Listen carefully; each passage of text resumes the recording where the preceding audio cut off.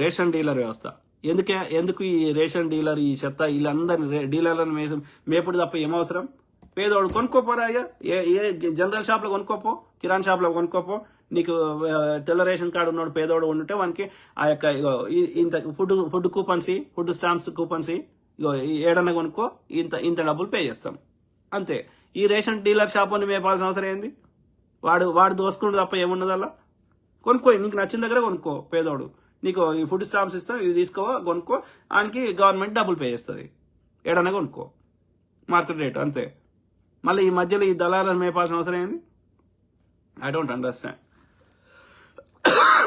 అంత inefficient systems. గురుకులాల్లో వాడు ఫుడ్ పాయిజన్ ఇది తలకాయ నొప్పి ఎందుకు? ఇప్పుడు వచ్చాడు, రేపు ఇంకోటి వస్తాడు, రేపు ఇంకోటి అవుతుంది. అలా పిల్లలకు పెట్టేది ఫుడ్లో మళ్ళీ అలా దాచుకున్నాడు. ఎందుకు అవసరం? ఆ గురుకులాలలో రెసిడెన్షియల్ స్కూళ్ళల్లో ఏది ప్రైవేట్ క్యాంటీన్లో అలో చేయి. వాళ్ళ పిల్లలకి ఫుడ్ టోకెన్స్ వాళ్ళే తీసుకుంటారు. వాళ్ళకి ఇష్టం ఉన్న క్యాంటీన్లో తీసుకుంటారు ఫుడ్. వీళ్ళని ఎందుకు మేపుతున్నావు?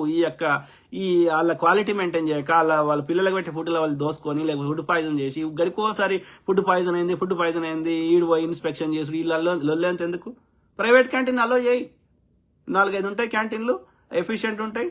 సో వాళ్ళకి పిల్లలకి ఎక్కడ నచ్చితే అక్కడ ఆ క్యాంటీన్లో వాళ్ళు నచ్చిన ఫుడ్ తింటారు. ఆ క్యాంటీన్లకు నువ్వు రీంబర్స్ అయిపోయా. ఈవెన్ ఉస్మాన్ యూనివర్సిటీలో కూడా సాంబార్ మంచిగా లేదు, ఇది మంచిగా లేదు. లేడీస్ హాస్టల్లో వాళ్ళు గొడవ చేసుడు. ఈవెన్ రెగ్యులర్ హాస్టల్లో కూడా నేను ఉస్మాన్ యూనివర్సిటీలో చదువుకున్నా క్యాంపస్లో. సో ఆ క్వాలిటీ మెయింటైన్ చేయరు. ఎందుకు? ప్రైవేట్ వాళ్ళని అలో చేస్తే ఏమవుతుంది? వాళ్ళు ఇప్పుడు రోడ్ల మీద బండిల మీద క్వాలిటీ మెయింటైన్ చేస్తున్నారు, ఇడ్లీ అమ్ముకునే వాళ్ళు అట్లాంటి వాళ్ళు. సో అట్లా అలో చేస్తే దే మెయింటైన్ గుడ్ క్వాలిటీ. ఇద్దరు ముగ్గురిని అలో చేస్తే కాంపిటీషన్ ఉంటుంది, వాళ్ళు క్వాలిటీ మెయింటైన్ చేస్తారు. వాడు క్వాలిటీ మెయింటైన్ చేయకపోతే వాడిని తీసేసాయి. క్వాలిటీ మెయింటైన్ చేయడానికి ఈ కాంట్రాక్టు. సో వానికి నువ్వు పే చేయి. ఈ రోజుకి ఎన్ని టోకెన్లో దాని లిమిటెడ్ని బట్టి. ఊకే మనకెందుకు తలకాయ నొప్పి? అవి స్టోరేజ్ చేయక, ఈ దాచిపెట్టలేక, వాడు క్వాలిటీ మెయింటైన్ చేయక, అలా మిగిలించుకోవాలని ముక్కబట్టినే ఈ రకరకాలు చేసి పిల్లలు ఇబ్బంది పడి మన పైసలు ఖర్చు పెడతలేవా? పైసలు ఖర్చు పెడుతున్నావు. మరి ఆ పిల్లలకు చేరుతున్నాయా? చేరతలేవు. మధ్యలో దోసుకుంటారు. ఎందుకు ఈ ఇన్ఎఫిషియెంట్ సిస్టమ్స్ ఎందుకు ఉన్నాయి?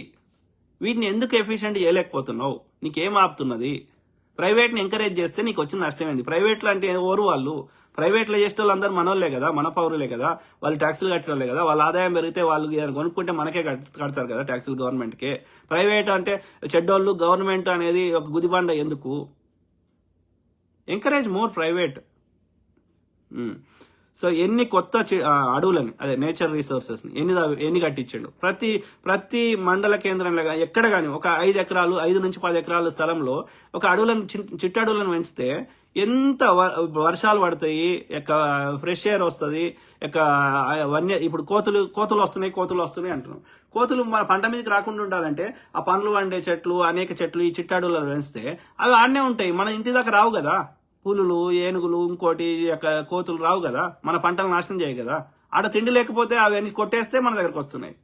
మరి ఆ అడవులను పెంచవచ్చు. నువ్వు పెద్ద అడవులను పెంచకు, 100 ఎకరాలు పెంచకున్నా సరే, ఆడో 5, ఆడో 10 ఇట్లా పెంచుకుంటూ పోతే ఇప్పుడు ఎన్ని గ్రామాలు ఉంటే అన్ని గ్రామాలకి, లేకపోతే టౌన్లకి ఎక్కడుంటే అక్కడ పెంచుకుంటూ పోతాయి ఈ చిట్టడవులని. సో నీకు నేచర్ ఉంటుంది, వేరే జీవులను బతకడానికి ఉంటుంది, మన పంటలకి నాశనం ఉండదు. సో ఎన్ని పెంచినావు అడవులని? 0. ఏది నీ పైసలేవి నీ దగ్గర ఉంటాయి కదా పైసలు చేయడానికి. హుస్సేన్ సాగర్లో ఎప్పుడు శుద్ధి చేస్తావు? కేసీఆర్ చేస్తా అన్నాడు, ఆయన చేయలేదు. నువ్వెప్పుడు చేస్తావు? అసలు హుస్సేన్ సాగర్లో ఆ యొక్క ఇండస్ట్రియల్ వేస్ట్ కలవకుండా ఉండడానికి, కనీసం అలా మురికి నీరు కలవకుండా ఉండడానికి ఏమైనా చర్యలు తీసుకున్నావా? వాటిని శుద్ధి చేయడానికి ఏమైనా చర్యలు తీసుకున్నావా? 0. ఓకే. ఈ విగ్రహాలు అలా నిమజ్జనం చేయకుండా హుస్సేన్ సాగర్లో ఆపి వేరే దగ్గర ఒకటి కట్టు, టెంపరీ కట్టి, అది అందులో ఏది విగ్రహాలు ఇది చేయి నిమజ్జనానికి వేరే దగ్గర. సో అవి వేసినాక అది మళ్ళీ ఖాళీ చేసి అది మొత్తం క్లీన్ చేయి, మళ్ళా నింపిపెట్టు. సో ఆ టెంపరీ లేక ఒకటి విగ్రహాల కోసం ఏర్పాటు చేయి. దాని పేరే దేవుళ్ళ విగ్రహాల లేక అని పెట్టు పేరు. హుస్సేన్ సాగర్లో ఏవి నీ చర్యలు? హుస్సేన్ సాగర్ను శుద్ధి చేయి. ఏది నీకు ఆ ప్లానే లేదు, నీకు ఆలోచనే లేదు. ఎంతసేపు ప్రభుత్వ ఉద్యోగాలు, చిల్లర పథకాలు. ఇంతకు మించి నువ్వేం చేస్తున్నావు? ఏం చేస్తలేవు. మళ్ళీ నేను గొప్ప చేసిన అని చెప్పుకుంటున్నాను. నిజాం షుగర్ను ఎందుకు తెరిపియావు? కవిత తెరిపిస్తానో తెరిపియలే, ఆడ అరవింద్ తెరిపిస్తానో తెరిపియలే, నువ్వు కూడా తెరిపిస్తాను. ఏం ఆపుతు? 100 కోట్లు పెడితే నిజాం షుగర్ తెలుస్తుంది. 100 ఎన్నెన్నో ఖర్చు పెడుతున్నావు. ఒక 100 కోట్లు పెట్టి నిజాం షుగర్ తెరిపేయడానికి ఏమైంది? It's not about Nizam sugars వల్ల చక్కెర వండించి చక్కెరతోటే మనం అభివృద్ధి చెందామని కాదు. అది ఒక మనకు చారిత్రక సింబల్, అదొక మన హిస్టారికల్, దానికి చరిత్ర ఉంది. సో దానికి ఒక హిస్టారికల్ ఇంపార్టెన్స్ ఉంది. కాబట్టి అది మన చరిత్రకి ఒక పునర్వైభవాన్ని తీసుకొస్తున్నాం, రెనెసాన్స్ తెస్తున్నట్లు లెక్క. కాబట్టి ఒక 100 కోట్లు పెట్టి మన నిజాం షుగర్స్ ని పునరుద్ధరించడానికి నీకు ఏం నొప్పి అవుతుంది? అవన్నీ తీసిపారదు, పాత ఇంకేమైనా మిగిలిపోతాయి తీసేసి కొత్త నిజాం ఒక షుగర్ ఫ్యాక్టరీ కొత్తది పెడుతున్నాం. దాని పేరు నిజాం షుగర్స్ అని పెడుతున్నాం. ఎందుకంటే దానికి చరిత్ర ఉంది కాబట్టి, అది ఒక మన తెలంగాణకి ఐకానిక్ సింబల్ కాబట్టి. 100 కోట్లు పెట్టి నిజాం షుగర్ స్థాపించడానికి నీకు ఎందుకు ఎన్నిటికో ఖర్చు పెడుతున్నావు, పైసలు చిల్లం పల్లం చేస్తున్నావు. మరి ఎందుకు? ఏం ఆపుతుంది నిన్ను ఆపడానికి? ఆంధ్రాకి సంబంధించిన దొంగనా కొడుకులు ఆపుతున్నారా? టీడీపీ కూడా ఆపుతున్నాడా? ఎవడు ఆపుతున్నాడు? నేను ఆంధ్ర షుగర్స్ ఎవడు ఆపుతున్నాడు? నీకు నిజాం షుగర్స్ పెట్టడానికి నీకు ఏం నొప్పి అవుతుంది? మా నిజామాబాద్లో కానీ మా ముత్యంపేటలో కానీ చెప్పండి రేవంత్ రెడ్డి గారు. Very unfortunate. డిజిటల్ ఫ్లెక్సీలు మాత్రమే ఉండాలి. పేపర్వి, క్లాత్ ఎక్కడ పడితే వాడు, ఎవడు పడితే వాడు పోస్టర్లు అంటే వేసేయడానికి మన రోడ్లని మన వీధులని ఒక ఏమంటారు అందవిహీనంగా తయారు చేయకుండా ఓన్లీ డిజిటల్ ఫ్లెక్సీలు పెట్టి అవిటి కూడా డబ్బులు కడితేనే నువ్వు ఆ డిజిటల్ ఫ్లెక్సీలలో వాళ్ళకి నీకు నాయకుని ఫోటో కానీ లేకపోతే సినిమా ఫోటో పోస్టర్ కానీ లేకపోతే అడ్వర్టైజ్మెంట్లు కానీ డిజిటల్నే ఉంటాయి. డిజిటల్ మెయింటైన్ చేయడం ఈజీ. ఓకే, సో దానికి ఛార్జ్ చేస్తారు గవర్నమెంట్. ఇక ఏడవాడతాడా ఎవడు పోస్టర్లు అంటియొద్దు, ఏడవాడతాడా వాడి పార్టీకి సంబంధించినవి అంటించుకోకూడదు, ఏ పార్టీ అయినా. ఎందుకంటే అది పబ్లిక్ ప్లేసెస్ అనేది ఒక పార్టీకి సంబంధం లేదు. అధికారం ఉన్నా అధికారం లేకపోయినా అది ప్రజల, మన సిటీ అనేది అందరిది, అది మన పబ్లిక్ ప్లేస్ అనేది ప్రజలందరిది. అవి నీట్గా మనకు మెయింటైన్ చేసుకోవాలి, మన దాని యొక్క అందాన్ని పొడగొట్టుకోకూడదు. సో అంటే డిజిటల్ ఫ్లెక్సీలు తప్ప మిగతా అన్ని పేపర్ కానీ క్లాత్ కానీ ఎడబడతాడా అంటేయకుండా ఏం చర్యలు తీసుకుంటున్నావు చెప్తావా? ఒక్క దాని మీద శాశ్వత పరిష్కారాలు ఏమి చేసిండో చెప్పండి. చెయ్యాడు, దానికి సంబంధించి పైసలు ఉండయి కానీ మాటలేమో గొప్పగా ఉంటాయి, పనులేమో అడగనిపించాయి. ఇప్పుడు ఉస్మాన్ యూనివర్సిటీకి పోయిండు, ఎవ్వడు అడగలేదు 1000 కోట్లు ఇవ్వమని. ఈయననే పోయిండు, ఈయననే అనౌన్స్ చేసిండు.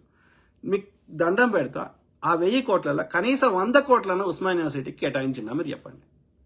ఎవడు అడిగిండు 1000 కోట్లు? ఎవడు అడగలేదు, అయినా అనౌన్స్ చేసినాం. మరి 1000 కోట్లు అనౌన్స్ చేసిన దగ్గర కనీసం 100 కోట్లను రిలీజ్ చేయాలి కదా, చేసిండా? సో ఇది పరిస్థితి మిత్రులారా. సో కాబట్టి వాళ్ళకి మనకు అనుకూలమైన మీడియా అవన్నీ పెట్టుకొని నేను చేసిందే గొప్ప అని చెప్పుకోవడం కాదు. ఓకే, వాస్తవాలు ఏంది అనేది ప్రజలు మాలాంటి వాళ్ళని అడుగుతాం, చెప్పండి. ఓకే, ఆలోచించండి మిత్రులారా. అట్లా అయిపోయింది. అన్ని పార్టీలలో ఉన్న దొంగలు కానీ, బట్ కాంగ్రెస్ అనేది ఒక జాతీయ పార్టీ, ఎంతో కొంత బెటర్ కాబట్టి నేను సపోర్ట్ చేస్తున్నా. కానీ బట్ నేను ఎండ్ ఆఫ్ ద డే మన ప్రాంతము అన్ని రంగాల్లో బాగుపడాలి. ఎవడు ఏ పార్టీ ఉన్నా ఈ ఉన్న వాళ్ళందరూ ఇట్లనే ఉంటే మన లాంటి వాళ్ళమే కొత్త పార్టీ పెట్టుకోవడం తప్పలేదు. సో జయశంకర్ గౌడ్ నల్ల ప్రజాప్రభుత్వం ఫీజు రీయింబర్స్మెంట్ పథకం పూర్తిగా ఎత్తేసినట్లేనా? అదే చెప్పాలి బ్రదర్ మీరే. సో అది కరెక్ట్. ఇప్పుడు ఏదైనా మోసం జరిగితే అందులో యొక్క ప్రైవేట్ వాళ్ళు కూడా మోసం చేస్తే రెగ్యులేట్ చేయి, వాళ్ళ మీద చర్యలు తీసుకో. ఎవరైనా తప్పు చేస్తే వాళ్ళ యొక్క పర్మిషన్ రద్దు చేయి. కానీ ఎంకరేజ్ మోర్ ప్రైవేట్. ప్రభుత్వము ఆ ఎఫిషియెంట్గా నడిపించలేదు లాంగ్ టర్మ్, అది మనకు భారంగా తయారవుతున్నాయి. It's proven again and again and again. కాబట్టి ఎంకరేజ్ ఆ యొక్క ప్రైవేట్లని, ఎఫిషియెంట్గా ప్రైవేట్లని చేయగలుగుతాం. కాబట్టి అది ప్రభుత్వము యొక్క తన భారాన్ని తగ్గించుకొని ప్రభుత్వం వ్యాపారం చేయదు. ప్రభుత్వము అన్ని వ్యవస్థలు సరిగ్గా పనిచేసేటట్టుగా చూడడం అంతే. రెగ్యులేట్ చేయడమే ప్రభుత్వం చేయాలి. మిగతా అన్ని ప్రైవేట్లో ఎవరికి వాడి ఇండిపెండెంట్గా సిస్టమ్స్ నడిపించుకోవాలంటే ప్రైవేట్లో నడిపించాలి. కాబట్టి ప్రైవేట్లను ఎంకరేజ్ చేయాలి, కానీ చేస్తలేరు. ఈ ఉల్టా చేస్తున్నారు. మనల్ంతా ప్రభుత్వమే అన్ని చేయాలన్న ఆలోచనలు ఉన్నారు. తెలియదు బ్రదర్. మరి వాళ్ళ బడ్జెట్లో అయితే మేము ఫీజు రీయింబర్స్మెంట్ ఇచ్చినాం, ఇది ఇచ్చినాం, అది ఇచ్చినాం అని చెప్పుకుంటారు. మరి ఇవ్వాలి, ఐడియల్గా అయితే ఇవ్వాలి. అది ఫీజు రీయింబర్స్మెంట్. సురేష్ దొమ్మకొండ, నమస్తే అన్నగారు. నమస్తే to all my brothers, sisters, friends, everyone. So ప్రతి అంశం మీద అవగాహన చేస్తా, అట్లనే మీ తరఫున వాయిస్ ఇస్తా.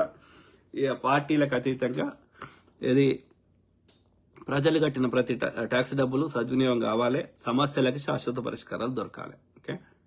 ఈ లంగ రాజకీయాలు చేస్తా అంటే ఎవరిని ఉపేక్షించేది లేదు. ఓకే.